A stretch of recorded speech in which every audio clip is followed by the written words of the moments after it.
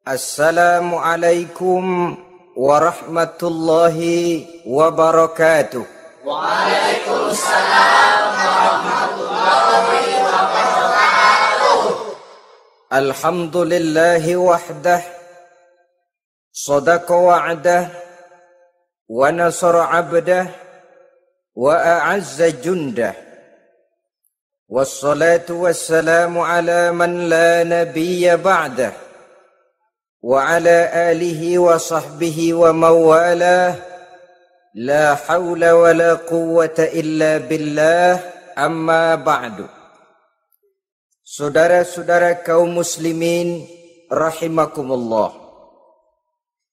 Seperti kita maklum bahwa Allah Subhanahu wa ta'ala menciptakan manusia dan jin untuk melaksanakan ibadah kepadanya. Manusia yang ingkar terhadap perintah ini dinamakan dengan orang-orang kafir.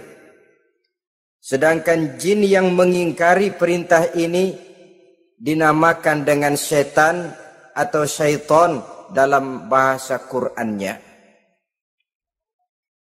Kemudian dalam perkembangannya, jin-jin yang kafir yang dinamakan setan ini bersekongkol dan menjadi bala tentaranya iblis untuk menggelincirkan manusia dengan berbagai macam cara dan jalan dari hal-hal yang diridhoi oleh Allah Subhanahu wa ta'ala.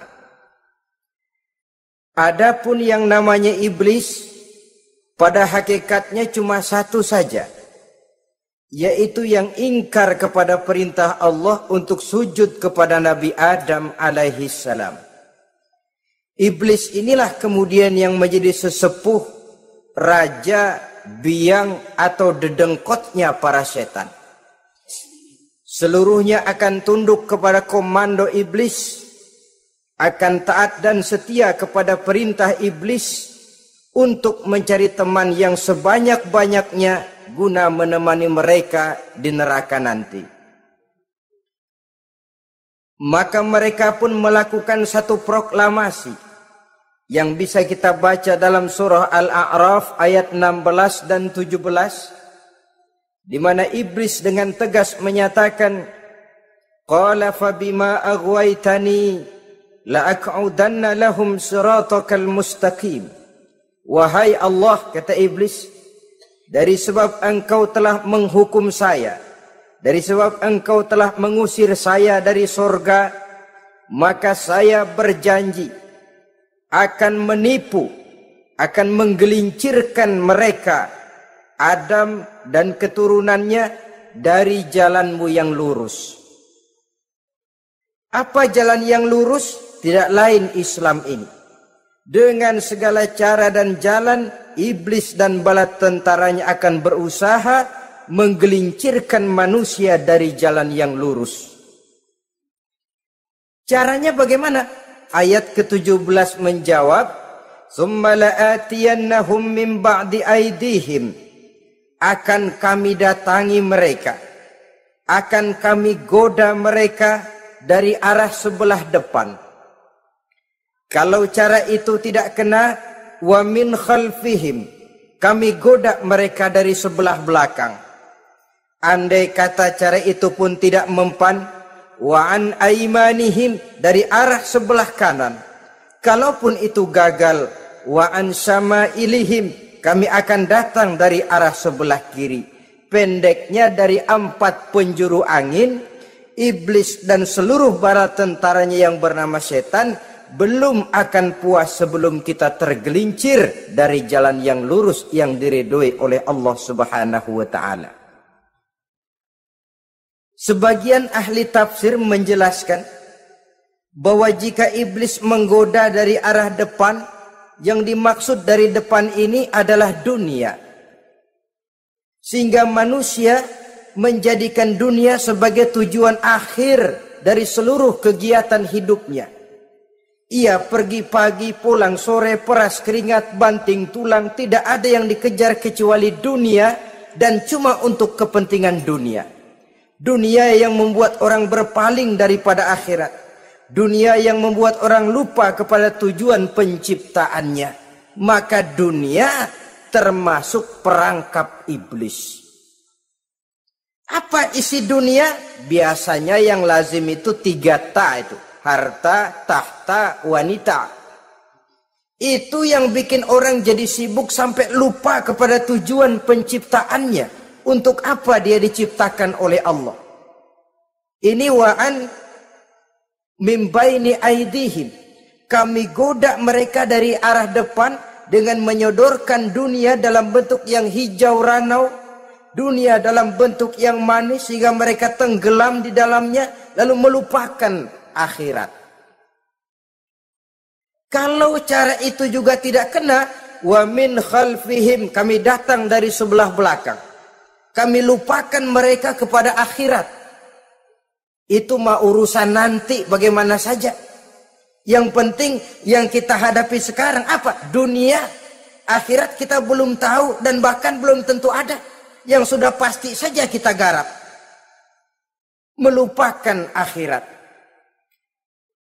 Wa an aimanihim, yang dimaksud dari arah sebelah kanan, iblis dan setan selalu menghalang-halangi manusia untuk berbuat kebaikan. Karena kanan adalah lambang kebajikan. Sedangkan an syama'ilihim, kiri adalah lambang kejahatan. Dicegahnya kita berbuat kebajikan dan dibisikannya kita untuk selalu melakukan kejahatan dan kemunkaran. Wala tajidu aktsarahum syakirin, dan akan kamu dapati sedikit sekali di antara manusia yang bersyukur atas nikmat yang telah engkau berikan kepada mereka. Ditanamkan rasa ingkar kepada nikmat. Jika kita tidak kufur iman, dibuatnya kufur nikmat. Mengeluh padahal hidup sudah serba cukup, merasa masih sangat kurang padahal orang lain sudah titik air liurnya melihat keadaan kita. Sedikit sekali di antara mereka yang pandai bersyukur kepada nikmat yang telah engkau berikan itu, ya Allah. Jadi untuk ingkar nikmat, bisikan selalu datang dari iblis. Coba lihat itu, temanmu yang tidak pernah sholat, rezekinya lancar, kamu berhenti saja sholat. Yang tidak pernah ke masjid, pangkatnya naik terus, udah berhenti aja ke masjid. Atau setidak-tidaknya mengeluh dalam hati, Tuhan kayaknya tidak adil, kenapa saya rajin sholat kok rezeki seret bener. Padahal pada dasarnya kalau kita mau berpikir dalam bentuk yang paling mendasar, Allah selalu memberikan yang terbaik untuk kita. Jika begini keadaan kita, inilah yang terbaik buat kita menurut pertimbangan Allah. Jika kita menuntut lebih lagi, mungkin dengan keadaan yang lebih itu kita bisa tergelincir. Dan Allah lebih tahu itu. Sebagai pencipta manusia, Allah lebih tahu tentang kemungkinan-kemungkinan yang bisa didapat dan dicapai oleh manusia. Bahasa ringannya, rezeki lu segini aja deh, lu jadi rajin sholat. Kalau rezeki lu melebihan jadi orang kaya dikit, nanti ngelihat masjid minggir. Allah selalu memberikan yang terbaik kepada kita. Saudara-saudara kaum muslimin, adapun iblis dan setan sudah menyadari betul bahwa iblis dan setan tempatnya di akhirat nanti jelas neraka. Itu mereka sudah sadari betul. Maka yang mereka kepengen sekarang, bagaimana mencari teman sebanyak-banyaknya untuk menemani mereka di neraka nanti. Nah inilah yang menyebabkan mereka berjibaku betul. Bahkan ada satu riwayat itu, ada waktu-waktu tertentu di mana para setan ini laporan kepada iblis. Kalau ada yang laporan gagal, bukan main marahnya si iblis ini selaku komandan. Kata setan, Pak, saya gagal menggoda si fulan karena imannya kuat. Goblok kamu.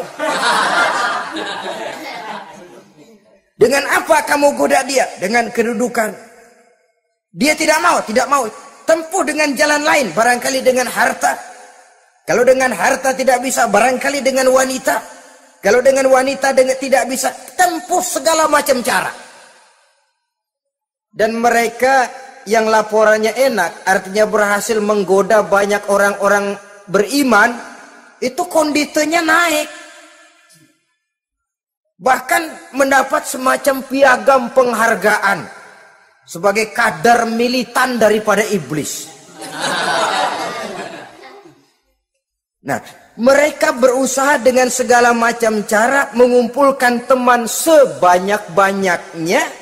Kalau mereka sendiri sudah tahu pasti, sadar nasib saya di akhirat nanti pasti masuk neraka, diazab dan disiksa oleh Allah.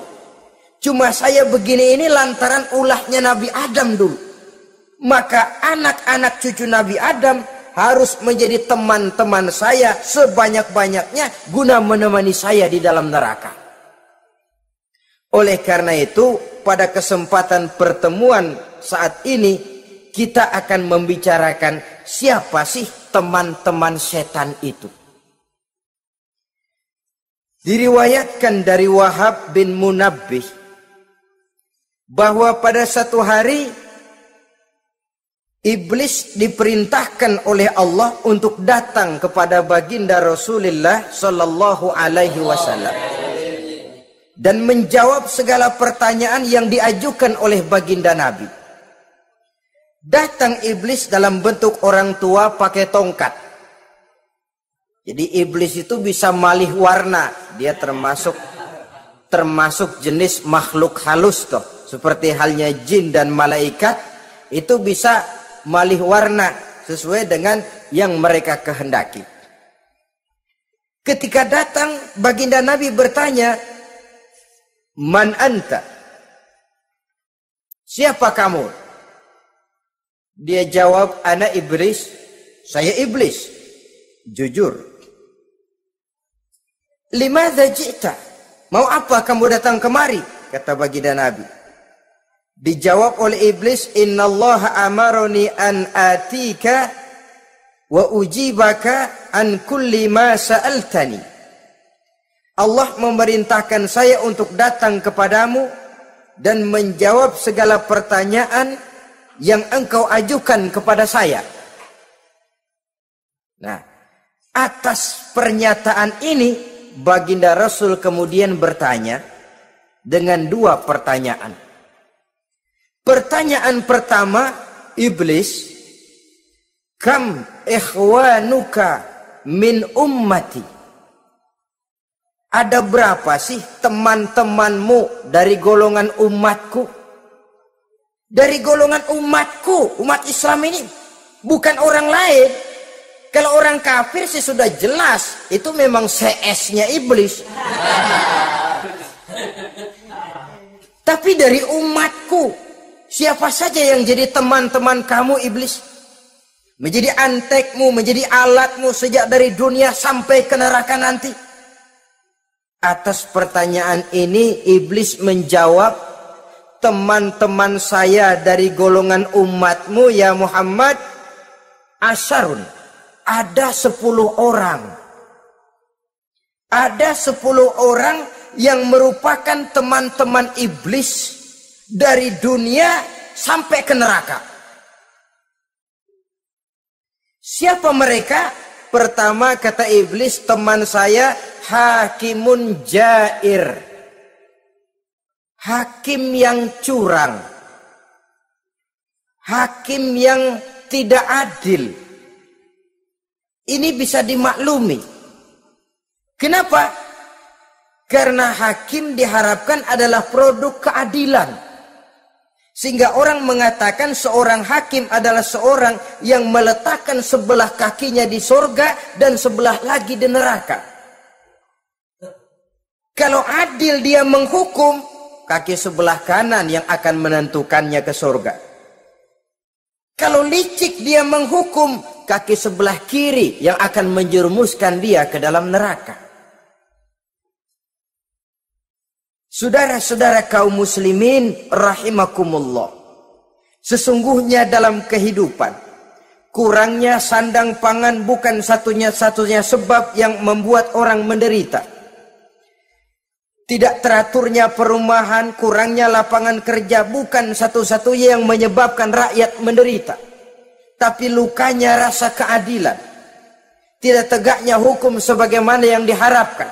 Itu juga bisa menjadi sumber nestapa, bisa menjadi asal dari segala derita. Oleh karena itu, hakim yang tidak adil, hakim yang curang, yang menghukum tidak berdasarkan hukum, tapi berdasarkan kepentingan, berdasarkan pesan sponsor, hukum bisa dibeli, ada istilah mafia peradilan. Hakim-hakim macam ini yang akan menjadi teman-teman iblis. Dan tiap kali palu akan diketuk, iblis sudah bukan main sibuknya. Kekuasaan di tanganmu. Hijau katamu, hijau yang akan berlaku, merah kau ketok, merah yang akan jadi keputusan. Orang lain tidak tahu ini kesempatan untuk jadi kaya. Ini kesempatan untuk naik pangkat. Manipulir hukum tidak ada yang tahu karena orang banyak yang awam dengan hukum.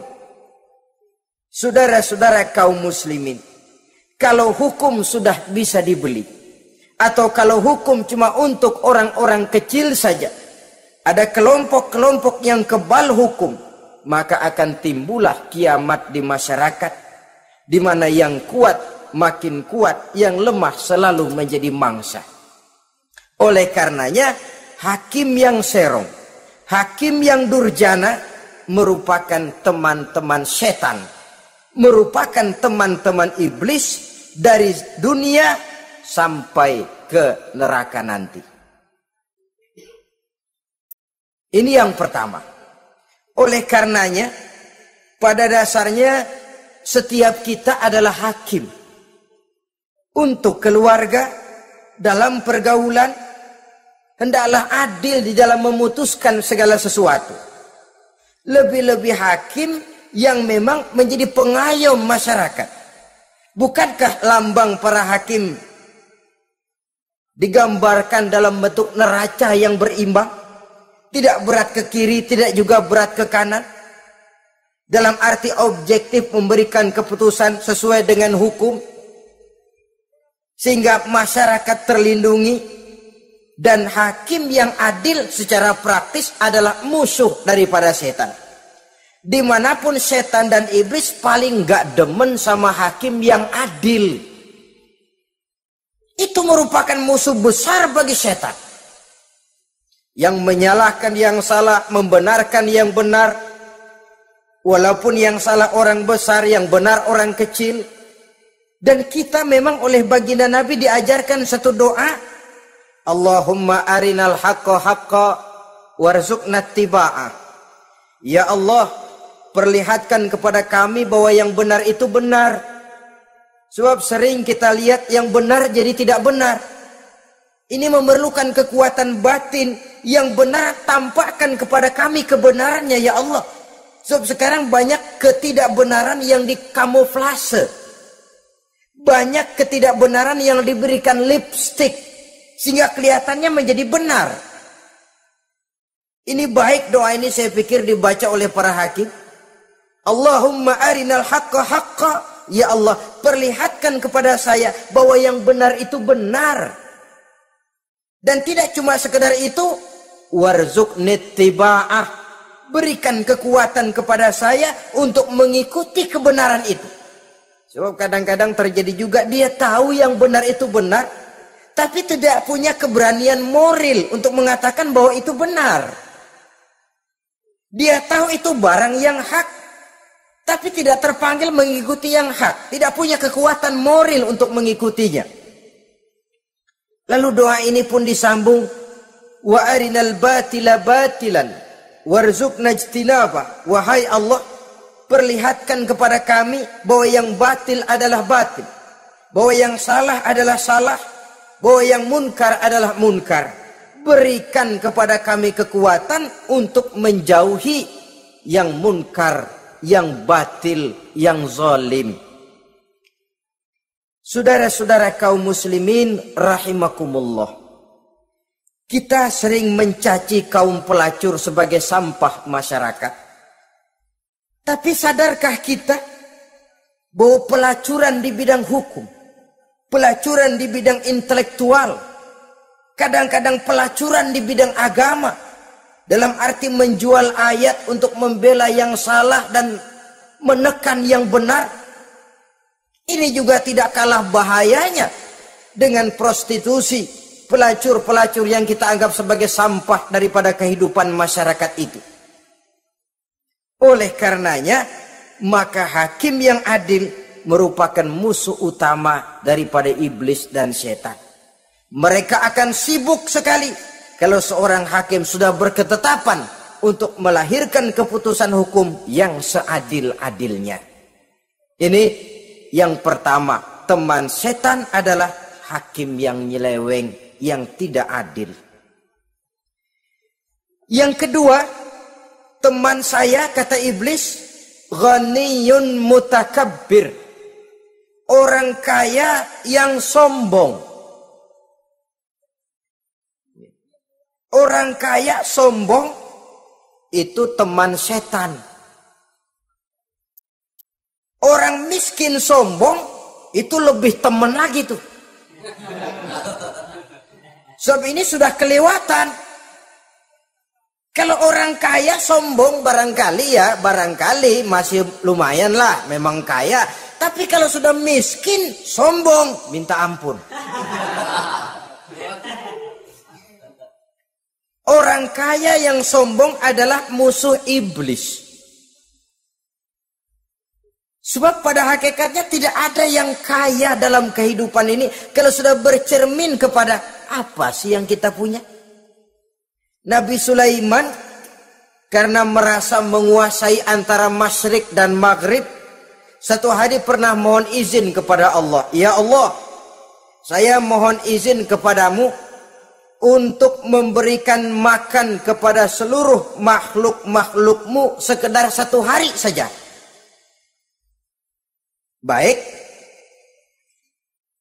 satu hari Nabi Sulaiman mau menjamin menanggung makannya semua makhluk karena merasa kaya. Baik, kata Allah. Lalu sibuklah Nabi Sulaiman mengadakan persiapan. Seluruh bala tentaranya, jin, binatang dikumpulkan, mengumpulkan makanan yang sebanyak-banyaknya, diatur di satu lapangan yang sangat luas. Sebab ini yang mau makan tentu tidak sedikit. Nah, sudah selesai persiapan, kata Allah, sudah selesai Sulaiman? Sudah, ya Allah. Nah, aku mulai dari makhlukku yang paling di bawah, ikan. Ikan nun dipanggil oleh Allah. Rezekimu hari ini mau ditanggung Sulaiman. Naik, makan. Naik ikan ini. Sekali makan seluruh persiapan habis. Goleng kepala Nabi Sulaiman, beliau sadar lalu sujud, maha kaya engkau ya Allah. Boro-boro nanggung makanan semua makhluk hidup sehari, ikan satu nggak keurusan. Ini baru sekali makan, bagaimana nambahnya? Jadi apa sih yang kita anggap kaya ini? Maka orang kaya yang sombong pada hakikatnya kacang yang lupa akan kulitnya. Tidak ada yang kita bawa pada saat kita terlahir ke alam ini. Sebagaimana juga tidak ada yang kita bawa pada saat kita meninggalkan alam ini. Harta kita akan pindah nama. Sebab itu yang perlu kita jaga pada hakikatnya tidak lain nilai-nilai iman. Sebab ini yang akan kita bawa. Cuma ironinya, karena iman itu abstrak, bukan benda, orang yang kehilangan iman tidak pernah ribut. Sebaliknya karena harta itu materi, benda konkret, orang yang kehilangan harta cepat merasa, cepat ribut. Motor hilang, ribut. Kenapa? Motor itu benda, kelihatan. Duit hilang, ribut. Televisi hilang, ribut. Kenapa? Benda. Tapi kalau iman yang hilang, wah kelihatannya tenang-tenang saja, Pak.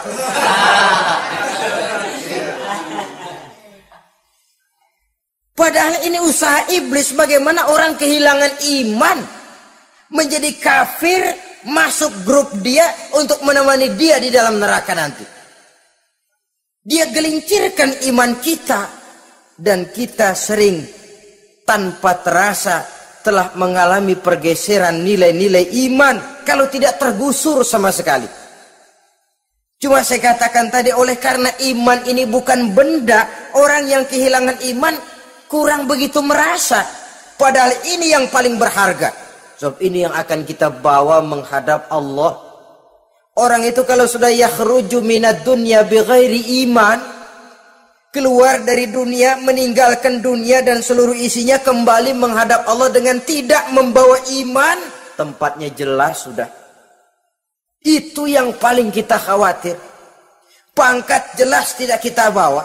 Harta benda akan pindah nama jadi milik ahli waris kita.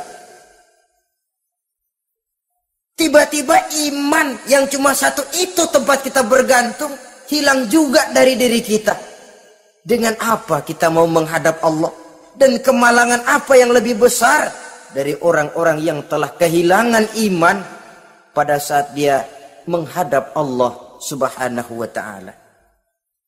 Karena itu saudara-saudara, terutama yang diberikan amanah berupa harta oleh Allah dalam kehidupan ini, bersyukurlah kalau saudara diberikan kepercayaan oleh Allah untuk menyalurkan rezeki kepada orang lain. Seperti keran yang nyimpen air tapi tidak untuk dirinya, disalurkan kepada yang memerlukannya. Rezeki dia cuma lewat tangan saya. Rezeki dia cuma lewat tangan saya. Berbahagialah orang kalau dipercayai Allah untuk menyalurkan rezeki kepada orang lain. Artinya agen. Wong ditunjuk jadi agen Allah, kok nggak bangga? Kalau sudah kemari cara berpikir, insya Allah rasa bakhil bin pelit alias medit bin koret.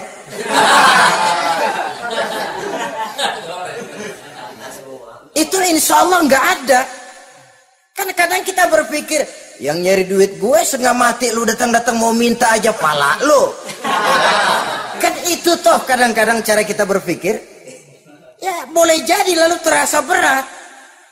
Tapi kalau kembali kepada kesadaran, barangkali alhamdulillah rezeki dia cuma lewat tangan saya. Kalau saya nggak ngasih dia, barangkali nggak semudah ini saya dapat rezeki. Allah mudahkan rezeki saya karena saya sering membantu orang-orang yang memang memerlukannya. Andai kata saya nggak membantu mereka, belum tentu rezeki selancar ini. Tidak lalu enak aja, peras keringat gua banting tulang, pergi pagi pulang sore, lu datang-datang nada aja. Berbahagialah orang jikalau sekali lagi dia dijadikan agen oleh Allah untuk menyalurkan rezeki kepada mereka yang memang memerlukannya. Kalau tidak ke arah itu kita berpikir, yang timbul bakhil. Bakhil lalu bermegah-megah dengan hartanya, timbul kesombongan. Senang lihat orang susah, lalu dia sendiri dengan hartanya cuma to show only. Pameran. Lewat di kampung, senang kalau orang melotot, lihat mobilnya yang serba mengkilap, sepatunya yang serba mahal. Senang kalau, wah, semua gaya hidupnya serba jet set, wah, wah, wah. Senang betul kalau melihat orang sudah serba bengong lihat keadaan dia. Timbul takaburnya, sombongnya, ngenyek kepada yang lain. Maka orang kaya yang sombong, teman iblis, teman setan. Setan senang betul. Sebaliknya secara praktis, orang kaya yang rendah hati adalah musuh iblis. Saudara-saudara kaum muslimin rahimakumullah. Lain memang. Kalau kita diberikan ilmu di akhirat nanti, pertanyaan cuma satu, ilmumu kau amalkan untuk apa? Kalau kita diberikan umur panjang, pertanyaan akhirat satu saja. umurmu kau habiskan di mana? Tapi kalau sudah harta diberikan kepada kita, pertanyaan akhirat dua. Min aina iktasabahu wa fima anfaqahu. Hartamu kau dapat dari mana, kau belanjakan kemana? Depan belakang ditanya. Yang ketiga, teman iblis itu tajirun khain. Pedagang yang berkhianat.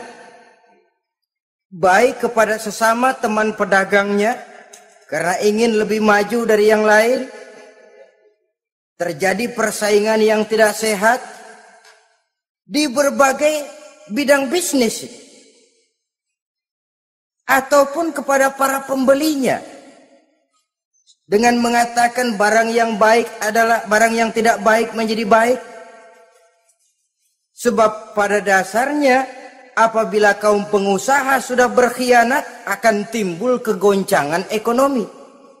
Dan kegoncangan ekonomi dampaknya adalah melahirkan kelas-kelas kemiskinan. Kemiskinan merupakan satu perangkap iblis. Biasanya orang kalau udah melarat udah dekat banget sama kafir. Kalau tidak dilatar belakangi oleh nilai iman yang kuat. Udah melarat udah dekat benar dah sama kafir. Apalagi iblis ini menggodanya. Pandai dia. Kepada orang miskin dia datang dengan bujukan materi. Kepada yang cukup hartanya dia datang dengan bisikan lain. Pendeknya iblis dan setan itu ibarat tukang joget, dia ngerti betul irama kendang.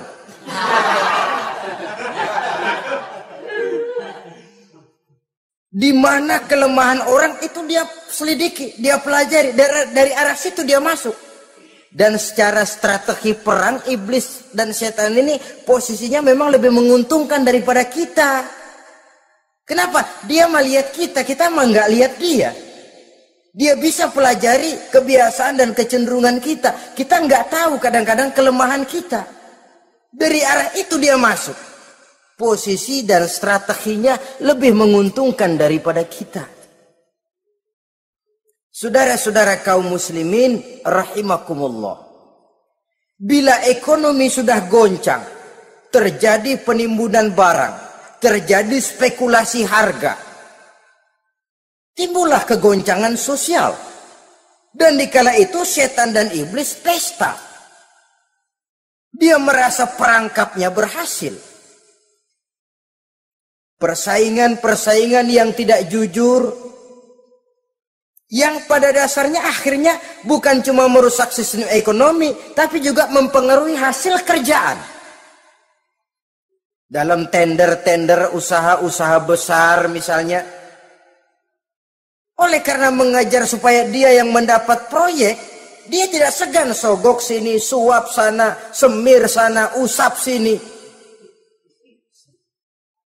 Tinggal untungnya sedikit dan dia harus dapat untung besar. Akhirnya apa? Proyek yang dikerjakan cuma asal sekedar jadi. Tidak seperti standar yang ditetapkan lagi. Juga tidak merupakan kesalahan yang sepenuhnya harus dibebankan kepada dia. Kesalahan yang merupakan siklus. Mata rantai, sudah lingkaran setan. Itulah sebabnya sering saya ungkapkan kalau manusia sudah jadi teman setan, lebih buas daripada bajing. Karena bajing cuma makan kelapa, tapi bajingan udah apa saja dimakan. Sudah jadi teman-teman iblis, tidak ngerti halal haram, hak dan batil. Ini kepentingan pribadi apa kepentingan orang banyak, yang penting sikat saja. Jadi yang ketiga ini targetnya memang kekacauan ekonomi. Yang kemelaratan, kemiskinan merupakan tangga untuk sampai kepada kekafiran. Dan iblis tahu betul itu.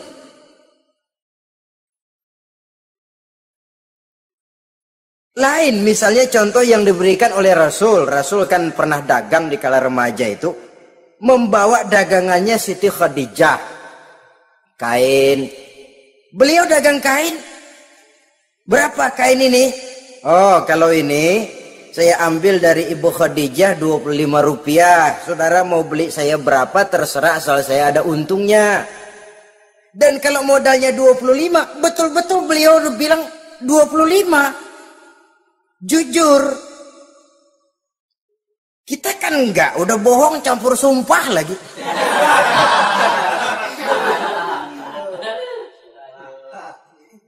Ini yang ketiga. Yang keempat, teman-teman setan, teman-teman iblis, syaribul khamr. Orang yang minum arak, pemabuk, itu teman setan. Bahkan divonis tidak beriman. Orang yang pada saat meninggal dunia di dalam perutnya itu masih ada khamr. Tidak beriman divonis. Jadi dalam satu pesta di mana disediakan minuman-minuman keras, iblis itu sudah masang perangkap. Dan bila minuman itu dihampiri orang, dia mulai senang, wajahnya berseri-seri. Kalau minuman dituang ke gelas, dia tepuk tangan. Bila minuman mulai mengalir ke tenggorokan, dia jijimprakan iblis. Girang bukan main.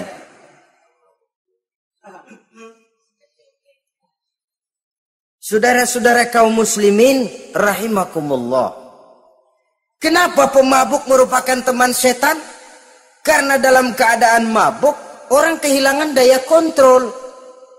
Perbuatannya nyaris tidak terkontrol lagi. Tidak ada rahasia, tidak ada harga diri, tidak ada sifat memelihara, dan itu ciri-ciri daripada iblis. Syaribul khamr, orang yang suka meminum minuman keras. Itulah sebabnya memang dalam hidup ini kita harus punya filter. Allah selalu menghendaki yang terbaik dan memilihkan yang terbaik untuk kita. Kalau sudah itu minuman yang baik kata Allah, itulah memang yang baik untuk kita. Kalau itu dilarang oleh Allah, itulah memang yang tidak baik untuk kita. Jadi kalau sudah qat'i dalilnya, nggak usah buang energi menyelidiki apa manfaatnya. Kalau sudah qat'i dilarang, nggak usah buang energi menyelidiki apa bahayanya khamr. Allah tidak akan melarang sesuatu yang mengandung manfaat. Yang dilarang Allah tentu yang membawa mudarat dan bahaya di dalam kehidupan. Bukankah sekarang ini minuman keras sudah merupakan penghias pesta? Merupakan kebanggaan di kalangan remaja? Termasuk dalam kata khamr ini ya morfin, ganja, narkotik, dan yang sejenis dengan itu. Orang sudah merasa bangga kalau sudah fly to the sky. Membumbung ke angkasa, katanya dunia ini luas, lupa segala macam persoalan. Tapi sampai kapan? Sampai kapan orang merasa membumbung? Sampai kapan orang merasa bisa meninggalkan segala persoalan?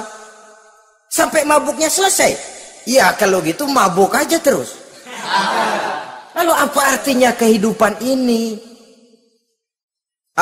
Mabuk kan nggak ngerugiin orang lain. Kalau saya nyolong kan ngerugiin orang lain.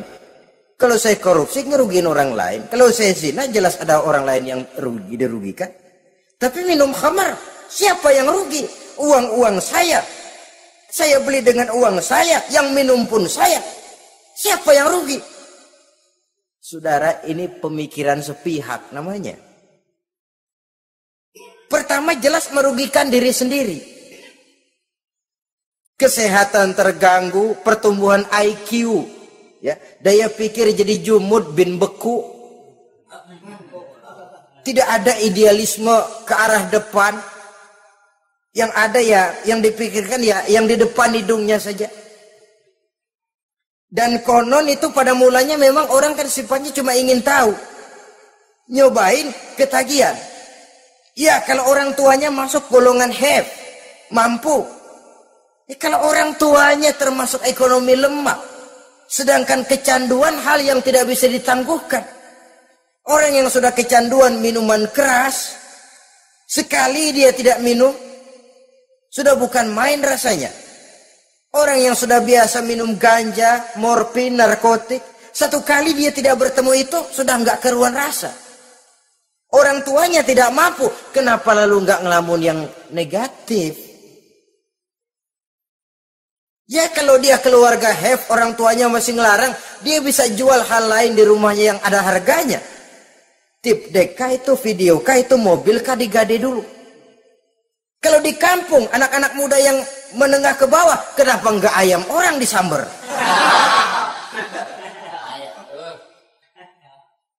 Terjadilah perbuatan negatif yang akhirnya merembet kepada merugikan orang lain. Hakikatnya zohirnya memang pada mulanya hanya merugikan diri sendiri. Tapi lambat laun akan merembet juga kepada merugikan orang lain. Oleh karena itu pantas kalau dalam perjalanan Mi'raj begitu hendak start dari Masjidil Aqsa menghadap Allah, kepada baginda Nabi disodorkan 2 gelas minuman, segelas susu dan segelas arak. Muhammad, kau ambil salah satu minuman itu, kau minum. Mantap. Nabi mengambil gelas yang isinya susu lalu beliau minum.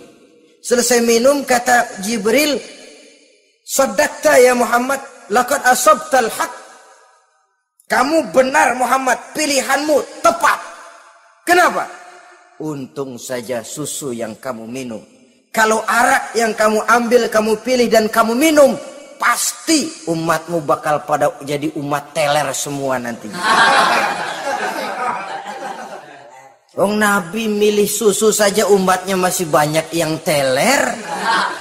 Apalagi kalau beliau memilih khamr waktu itu. Tapi ini sekedar simbol bahwa begitulah kita dalam hidup. Saudara, kalau di depan kita ditaruh segelas jamu, segelas sirup, kira-kira pilih mana? Jamu. Sirup apa jamu? Jamu. Orang yang berpikir panjang ke depan, dia bakal pilih jamu.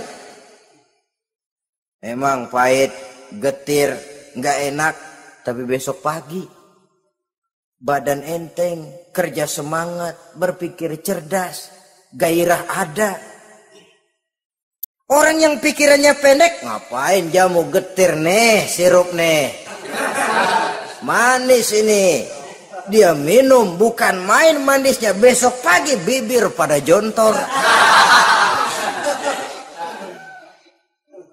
Begitulah dalam kehidupan ini.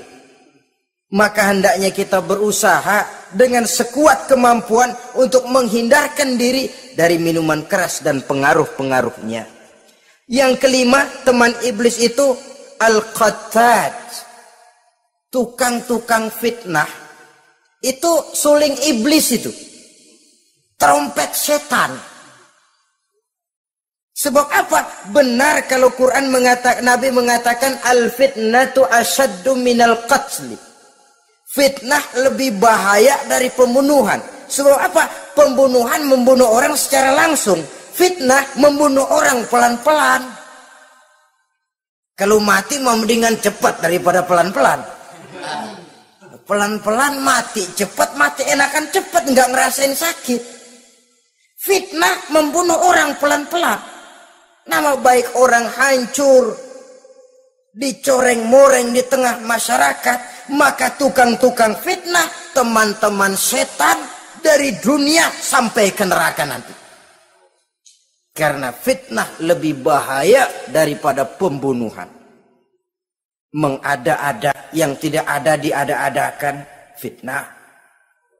Melebih-lebih, berita semeter jadi 3 meter, yang 2 meter. Ya kalau positif, kalau negatif, fitnah. Memang orang bilang kalau kita nitip duit jangan harap lebih, kurang bisa. Tapi kalau nitip omongan jangan harap kurang, pas saja sudah untung itu. Biasanya lebih, namanya omongan. 1 meter jadi 2 meter, 2 meter jadi 3 meter. Itu sifat dari yang namanya omongan. Kita kirim uang, udah gak bakalan lebih dah. Ini nitip uang sama saya 50.000, tambahin 10.000, langka yang berpikir begitu. Kurang malah bisa. Enak aja nitip, gua kan kemarin pakai ongkos. Hitung transport misalnya. Tapi kalau sudah nitip omongan, pas saja sudah untung loh. Biasanya malah lebih. Fitnah pernah melanda Nabi Zakaria. Fitnah pernah melanda Habil dan Qabil. Fitnah pernah melanda Nabi Ibrahim. Fitnah bahkan pernah melanda kehidupan baginda Rasulullah sallallahu alaihi wasallam. Dalam peristiwa yang lazim kita kenal dengan hadisul ifki, bagaimana gosip pun sempat mengguncang rumah tangga kehidupan baginda Nabi. Sehingga pantas kalau beliau sendiri mengatakan al-fitnatu asyaddu minal qatli. Fitnah itu lebih bahaya daripada pembunuhan, karena fitnah membunuh orang secara pelan-pelan. Saudara-saudara kaum muslimin rahimakumullah. Lidah tidak bertulang. Saghirul jirmi azimul jurmi. Kecil bentuknya tapi besar akibatnya. Kalau kita luka karena silet 2-3 hari boleh sembuh. Tapi luka karena lidah seumur hidup kita ingat. Asal lihat orangnya ingat nih, dia nih yang ngomong kagak enak bang, adik gua tandain dah.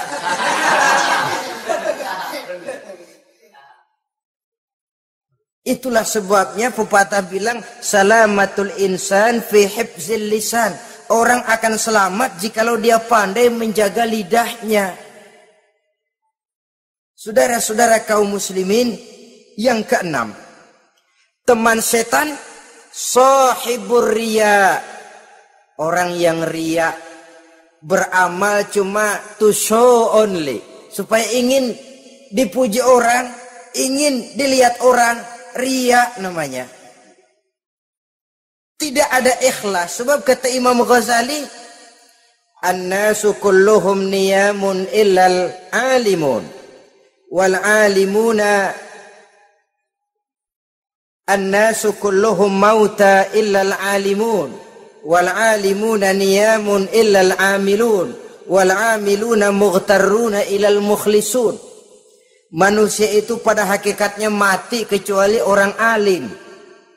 Orang alim sekalipun hidup hakikatnya adalah tidur, kecuali orang yang mengamalkan ilmunya. Dan orang yang mengamalkan ilmunya banyak yang tertipu kecuali orang yang ikhlas.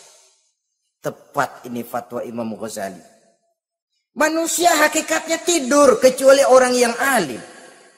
Orang yang alim walaupun hidup tapi tidur. Hidup tidur, ya nggak bisa berbuat banyak kecuali orang yang mengamalkan ilmunya. Dan orang yang mengamalkan ilmunya banyak yang tertipu kecuali yang ikhlas. Jadi kalau amal itu adalah jasad, ikhlas itu adalah ruh. Amal tanpa ikhlas patung. Patung tidak bisa berkembang, tidak bisa berbuat banyak, namanya patung. Itu amal tanpa ikhlas.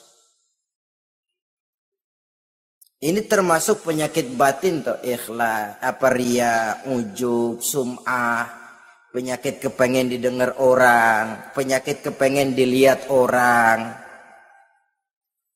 Wah, kalau sembayangnya dilihat orang mantap betul, kayak besok mau mati.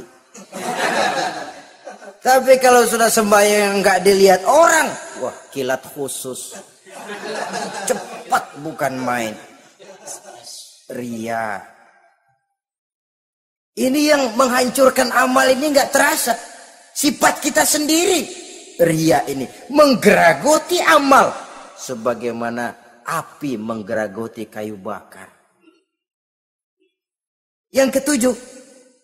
Teman setan akilu malil yatim. Orang yang memakan harta anak yatim.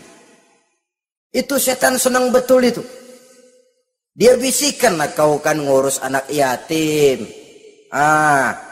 Kau sudah menanamkan budi kepada mereka. Jadi wajar kalau kau ambil bagian. Mula-mula memang dalam batas yang wajar. Makin lama malah berebut sama yatimnya. Makin kesonoin, yatimnya malah nggak keduman, panitianya yang kenyang. Akilu malil yatim, orang yang memakan harta anak yatim secara zalim, ini merupakan teman setan. Sebaliknya, orang yang melindungi anak yatim, kata Nabi, seperti dua jari ini dengan aku di akhirat nanti. Dekat derajatnya dengan Rasul. Yang kedelapan, teman setan al-mutahawinu bis shalah. Orang yang nganggap enteng sholat. Ngenteng-ngentengin sholat. Nanti aja dah, kalau udah tua-tuaan, sembayang mah gampang, saban sari ada. Kalau ini nih tinju, jarang-jarang. Al-mutahawin. Ngenteng-ngentengin. Pada dasarnya agama itu mudah. Jangan dipersulit, tapi juga jangan dipermudah. Agama itu tidak berat. Jangan diberat-beratin, tapi juga jangan dienteng-entengin. So yang enteng kalau kita entengin, akhirnya menganggap remeh. Mulanya memang sedikit, makin lama makin banyak, makin lama makin banyak, makin bertumpuk.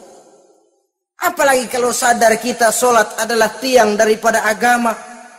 Bagaimana rumah akan tegak tanpa tiang yang kuat? Bagaimana agama akan tegak dalam diri seseorang kalau sholatnya dia enteng-entengi? Jangankan yang sunnah, yang wajib saja. Kadang-kadang tutup lubang gali lubang.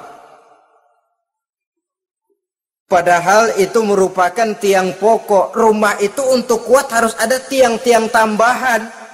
Tiang tambahan ini ya nawafil, ya rawatib, sholat-sholat sunnah itu. Itu untuk menjaga stabilitas temperatur batin kita kepada Allah. Al-mutahawinu bis shalah. Jadi kalau sudah masuk waktu, beduk misalnya berbunyi, azan berkumandang, iblis mulai menyebar bala tentaranya. Pasukan, siap.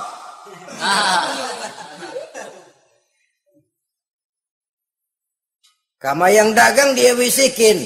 Sedang enaknya lo dagang, gue beli lagi banyak-banyak, sembahyang mah ada besok.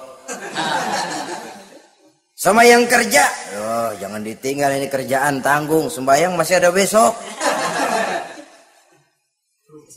Saudara-saudara kaum muslimin rahimakumullah. Andai kata kita berhasil, kita tinggalkan kesibukan, lalu kita pergi sholat, apa iblis diam? Setan tenang? Tidak, masih dia bisiki kita. Iya, kalau mau sembahyang ya sembahyang, cuman buruan udah. Nah, yang mau belanja, yang menunggu, bukan main. Sampai ruku kita tidak sempurna, bacaan kita semrawut, sujud kita tidak lengkap. Sholat juga, tapi disitulah masuk iblis. Atau kalau itu kita berhasil cegah, ruku tertib, ada tumakninah, sujud bagus, iblis masuk lagi. Wah, memang sembahyang kamu mantap. Orang lain gak ada yang sembahyang kayak kamu. Yang timbul apa? Ujub. Sombong kepada diri sendiri. Begitu rapi sembahyang, lo ya pada kagak sembahyang, apaan lo? Gua nih. Itu sudah perangkap iblis. Jadi lewat segala macam cara dan jalan, kepada yang ibadahnya bagus ditanamkan rasa ujub. Kepada yang mau berusaha bagus ditanamkan sifat was-was, buru-buru. Saudara-saudara kaum muslimin, ini yang ke-8. Yang ke-9, mani'uz zakah. Orang yang enggan membayar zakat itu teman setan. Gak ada urusan sama zakat. Sayang-sayang harta dizakatin. Saudara-saudara, padahal zakat itu kata Nabi, zakku amwalakum biz zakat. Bersihkan hartamu dengan zakat. Jadi barangkali bercampur harta itu dengan sedikit yang tidak baik, bercampur dengan yang kotor. Zakat itu membersihkan yang lain. Kita misalnya dalam satu kelas punya murid 40 orang, 42 orang, ada 2 orang yang bandel, nggak ketulungan. Sudah segala macam cara kita perbaiki, nggak juga berhasil. Ini kan kalau nggak diatasi kan mempengaruhi yang teman-teman yang 40 orang. Untuk menyelamatkan yang 40 ini, nggak apa-apa yang 2 keluarin. Bikin pemecatan. Anak saudara, kami sudah tidak sanggup lagi mengajar. Dengan ini kami berhentikan dari sekolah yang kami pimpin untuk menyelamatkan teman-teman yang lebih banyak. Mengeluarkan yang 2 untuk menyelamatkan yang 40. So kalau tidak ini nanti ngerembet, yang 40 ngikut jadi ngeres. Itu juga harta. Zakat untuk membersihkan yang masih tersisa. Yang terakhir yang ke-10, teman setan, musuh, teman iblis, man yutilul amal. Orang yang terlalu panjang angan-angan. Penghitung bintang di langit. Yang hidup cuma ngitung jikalau. Wiridannya cuma jikalau.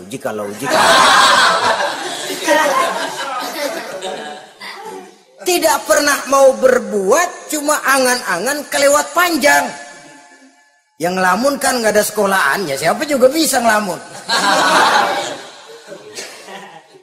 Orang bukan tidak boleh bercita-cita, bahkan cita-cita yang mendorong kita untuk bergairah dalam kehidupan.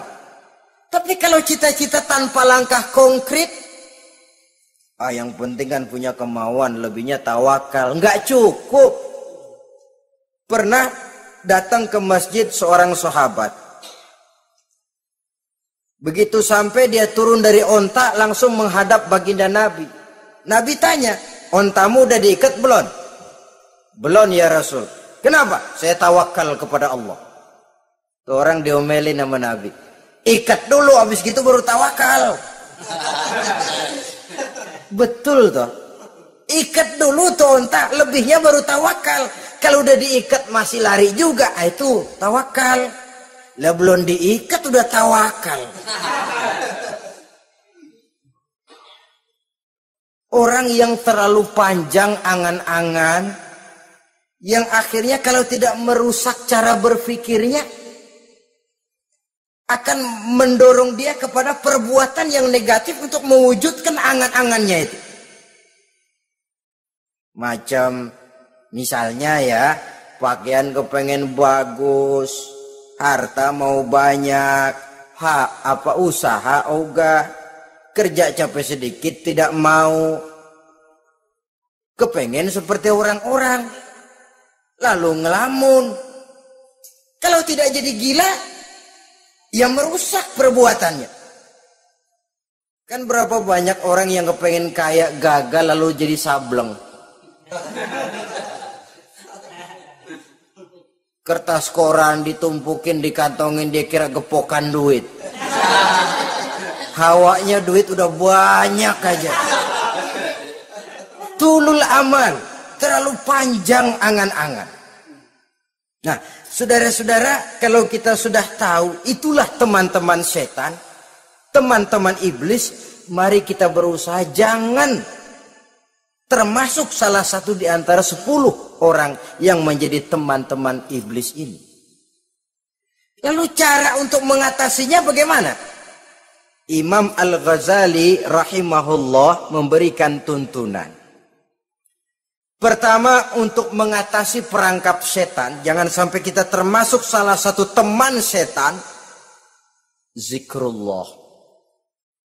Banyak ingat kepada Allah. Sebab Nabi bersabda, inna zikrallahi ta'ala fi janbi syaitan kal akillati fi janbi ibni Adam. Sesungguhnya zikrullah, zikir kepada Allah itu dapat menyakiti setan sebagaimana penyakit menyakiti lambung anak Adam.